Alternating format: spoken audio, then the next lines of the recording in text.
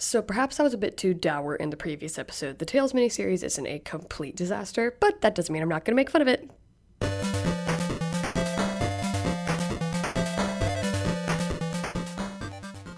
Now before we get started, let's talk about Tales Adventure. Not in an abstract sense, but the game called Tales Adventure.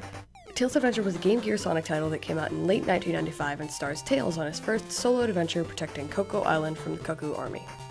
It's basically a Metroidvania game, focuses more on exploration than previous Sonic games, which focus more on speed. Most critics said it felt like a Nintendo game. This may come as a surprise to anyone not well acquainted with the Archie Sonic comics, but despite the Tales miniseries coming out within months of the Tales Adventure video game, the stories are only vaguely related. It kind of feels like they were given the very basic outline of the video game and then just went with whatever they could think of off the top of their heads. We'd need to wait another 15 years for an actual adaptation of Tales Adventure to make its way into the comics. The miniseries kind of feels more like a prequel of sorts. A prequel 15 years before the actual game adaptation. Moving on. At the end of the last issue we talked about, Tails found proof that Robotnik is setting up a satellite operation, whatever that's supposed to mean. Well, knowing Robotnik, it can't mean anything good, so Tails intends to tell the other freedom fighters about it, and wait, no, of course not, because we need to establish that Tails is tired of being treated like a little kid. Since that seems to be his main character trait at this point in time, not his overwhelming intelligence, or maybe his brotherly connection to Sonic, or how in deep over his head he is currently. Nope, it's about how he doesn't want to be treated his age. Can I talk about character motivation real quick?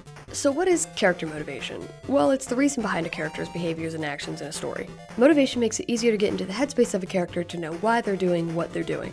Writing characters with clear motivation makes them easier to relate to, which in turn makes your audience more invested in your story. But what's important to keep in mind is that a motive is not a goal. A motive is the reason someone wants to achieve or reach a goal. You don't care about Sonic defeating Eggman just for the sake of watching an ugly-ass blue rat beat up an old man. You care because Eggman is trapped Sonic's animal friends into robots and is trying to take over the world, and that's no good. A character's motivation doesn't even have to be realistic necessarily. And if you want us to be rooting for the protagonist of your story, you really ought to make their motivation something the audience isn't going to either roll their eyes at or find insufferably annoying. So what's Tails' motivation to stop Robotnik from setting up this satellite all on his own? Spite, of course! Sally tells him how the FF are looking after him and to be home before dark, and then he has the motivation to go take on Robotnik all by himself. How charming.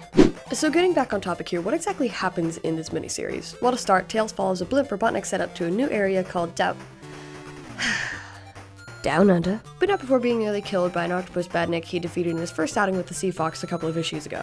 We also get introduced to Robotnik's newest underboss in the first issue, Crocbot, a big, humanoid crocodile badnik who looks like he belongs in a Teenage Mutant Ninja Turtles cartoon. He's also painfully Australian. He's got flying robot dogs and robot-controlling bush hats that he intends to use to double-cross Robotnik. You know, the works. When we get back to Tails, he's being rescued by another group of new freedom fighters. These guys are ocean dwellers, consisting of Bottlenose, PB Jellyfish, Bivalve, Big Fluke, and Ray. No, not that Ray. Oh yeah, and the Sea Fox? Completely unsalvageable. So what's Tails supposed to do now without his submarine? I'm sure he'll figure something out. After all, he's trained with Sonic. Robotnik's new flunky won't even see me coming.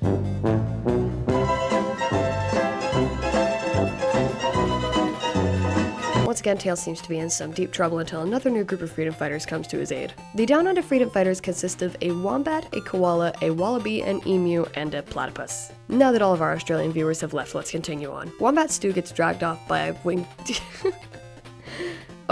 dingo, and the DFF go after him, except for Walt Wallaby, who decides to escort Tails to someone they call the Old Man. Crocbot intends to use Wombat Stew as bait to catch the rest of the Down Under freedom fighters, and yes, his base is the Sydney Opera House. What did you expect? While Walt catches up with his team, we get to see what Tails is up to wherever he is. Oh boy, the Ancient Walkers are back! My favorite! And we get to meet this echidna guy at Athair?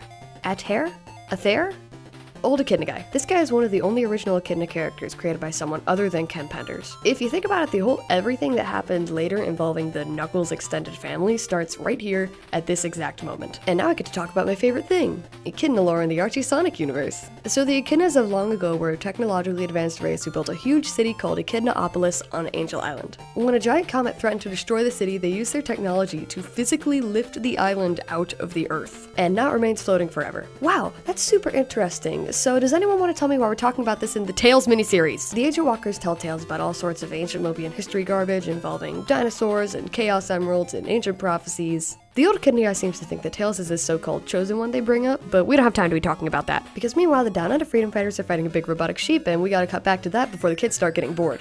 Time to dig deep, freedom fighters. Dip into my pocket, that is, where I keep my supply of bomberines. So after all that talk of history and chosen ones, we end this whole thing with kicking Crockpot on the ass and a Hindenburg joke. Classy. Crockpot goes out with a bang, Tails gets back home with the help of the Ocean Mobians, and he learns a valuable lesson about not being a little shit and going off on your own to take down a warlord when you're 8. So I don't hate this miniseries nearly as much as the Sally one from a while back. Despite the issues I brought up before, I think it does well to develop Tails a bit more, like a good miniseries should. Tails leaves home to prove he doesn't need any help fighting Robotnik, but receives help despite this, and he learns something valuable from his little adventure. My main misgivings are with the random echidna lore and the side characters, most of which I find to be boring with the exception of the villain, who's actually pretty funny. And of course Crockpot comes back in a way later issue, which is always fun. We're going back to the main series next episode, so if you like the videos, you guys should subscribe and leave a comment. It really helps us out a lot, so big thanks to everyone who's subbed already. Also, yes, we have a Discord server. The link should be in the description, so check it out if you want to chat and have a good time with everyone. My laptop is finally fixed, so consider Blast to the Past to be officially back. Cheers, mate. I'll drink to that.